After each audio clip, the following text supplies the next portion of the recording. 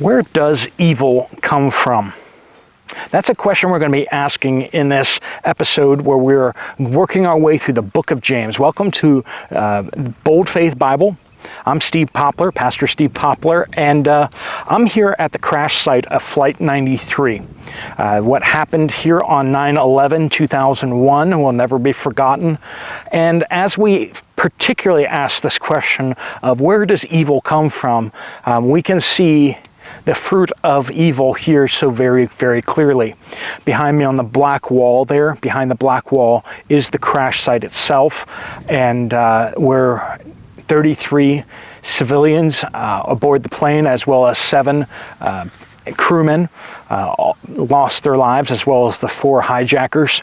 And they fought valiantly against evil. But this morning, I want to take some time to study this passage in James chapter 1, verses 13 through 15, as we're going to see, we're going to wrestle with the question, where does evil come from? Does evil come from God? A lot of people struggle with that question, and I'm sure we've all at some point thought through that as well. Before we begin, let's open with a word of prayer and a time of confession. Let's pray. Dear Heavenly Father, we ask for your wisdom and for your voice. Teach us your word this morning. Help us to see what you would have us to see. Help us to meditate deeply on the source of evil and where evil comes from, that we may depart and stay far away from it. But yet, Lord, we have stumbled in various ways. So, Lord, we want to lift up in this time of confession, our sins and our failings to you now.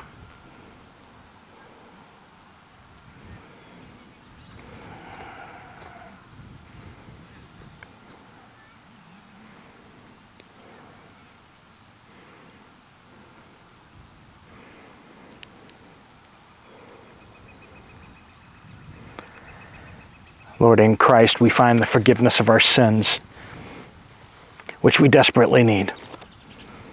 Lord, we pray for the families of those who lost their loved ones, particularly in this field here outside Shanksville, Pennsylvania. Lord, we pray for the nation that was shooken awake on that day. Lord, we pray all these things in Jesus' powerful name. Amen. Let's read through this passage, James chapter 1, verses 13 through 15. It says, "Let no one say when he is tempted, 'I am being tempted by God,' for God cannot be tempted by evil, and he himself does not tempt anyone. But each one is tempted when he is carried away and enticed by his own lust. And when lust has conceived, it gives birth to sin, and when sin is accomplished, it brings forth death." And so we see in our world today, we have all these questions of where does death come from? This marble wall behind me is inscribed with the 40 names of the crew and the passengers of Flight 93. And we ask ourselves, why do good people have to die? Why do bad things happen to good people? And at this place, particularly at this memorial, more than most, that question and those type of questions are asked.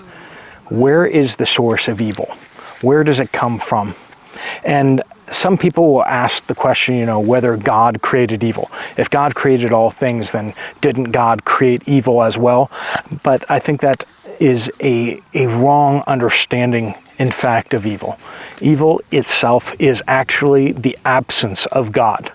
God did not create the absence of God. The absence of God just is a logical understanding. Just like darkness is the absence of light, so evil is the absence of God. And we wrestle with evil because we live in the shadows. We live in a place where the light of God shines dimly and sometimes not so clearly. We see true darkness where people groups of people have made choices to drive God out of their lives, exclude God from their planning, their passions, and their religions.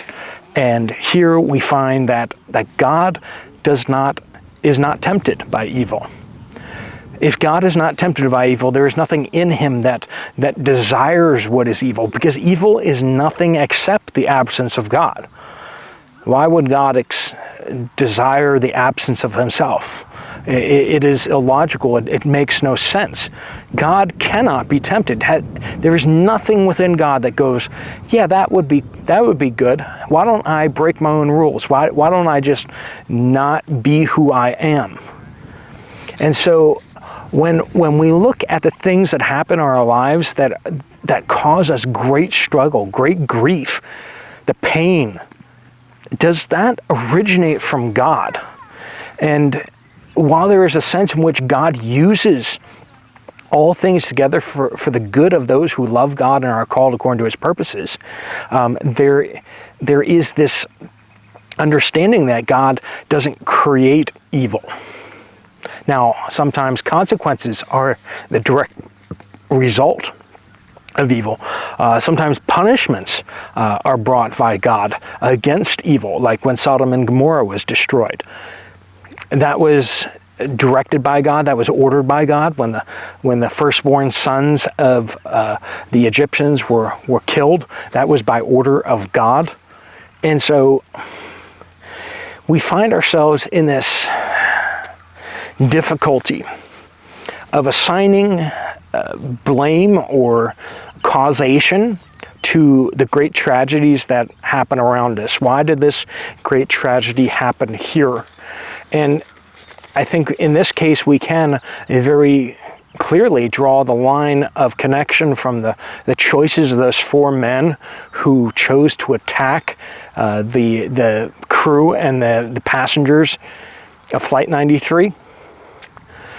But a lot of people have drawn conclusions about, that because of the wickedness of the United States, that's why 9/11 happened. And we need to be very careful about drawing those lines too clearly. We can speculate, we can ask ourselves the question of whether we need to clean up our acts, whether we need to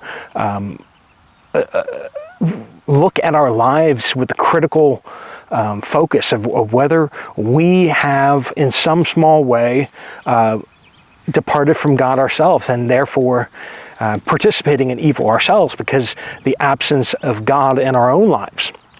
So let no one say when he is tempted, I am being tempted by God.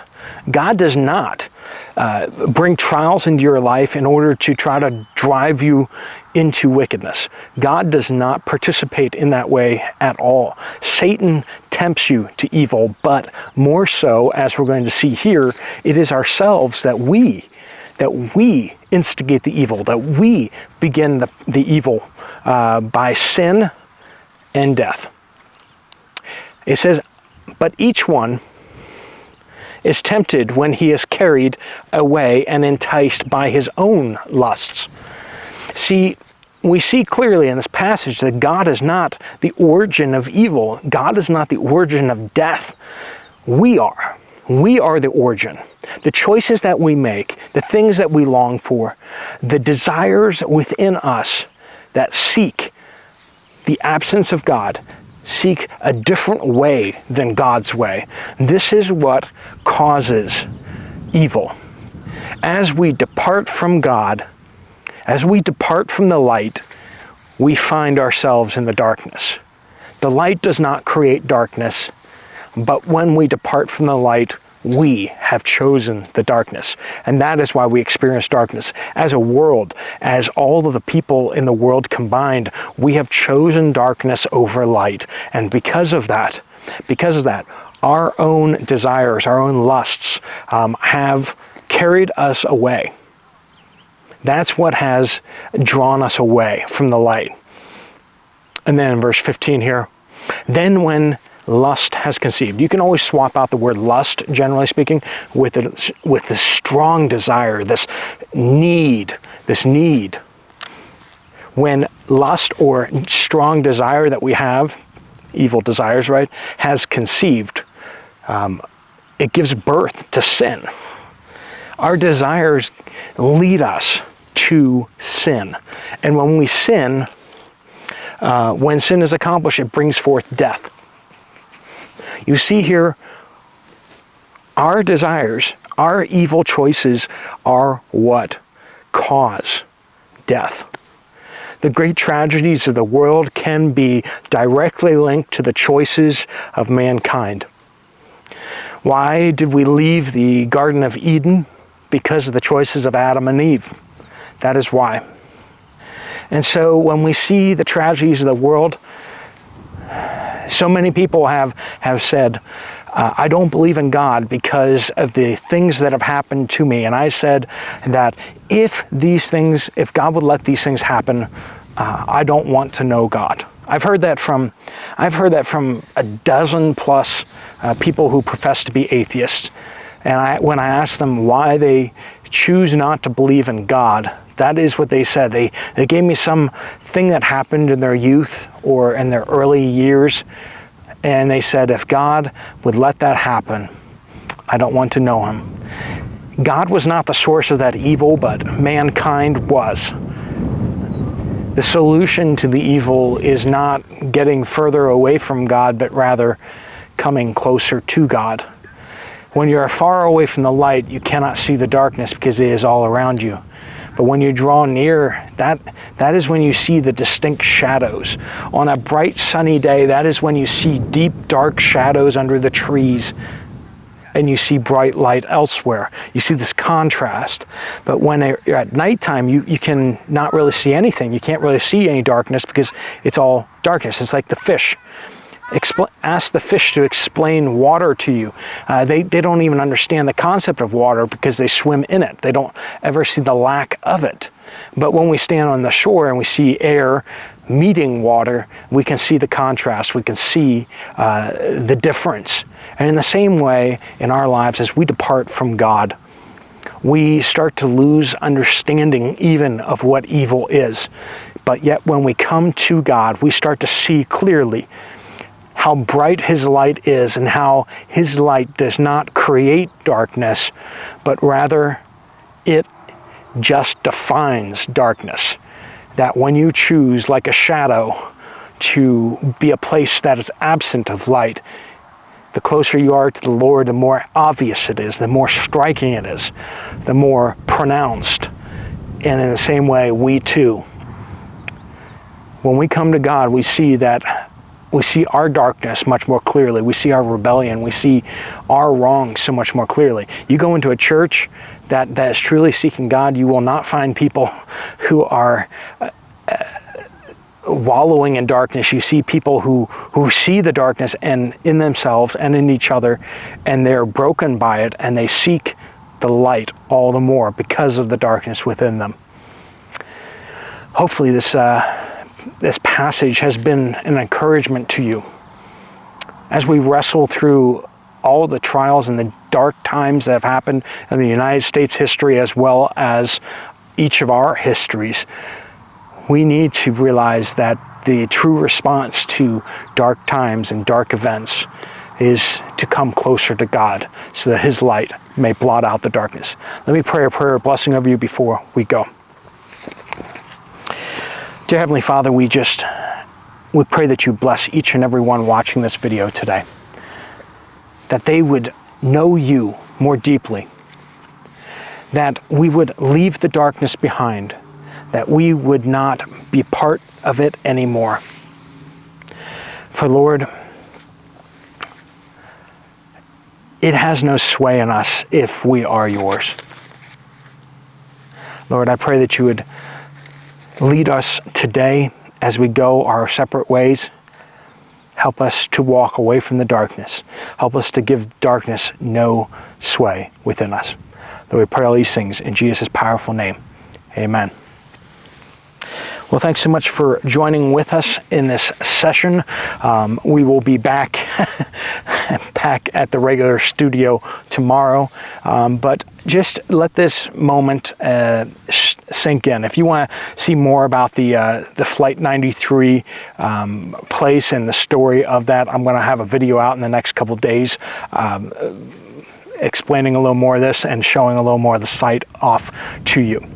Thanks so much for watching. If you want to check out some other Bible studies, there's some right up here on the screen.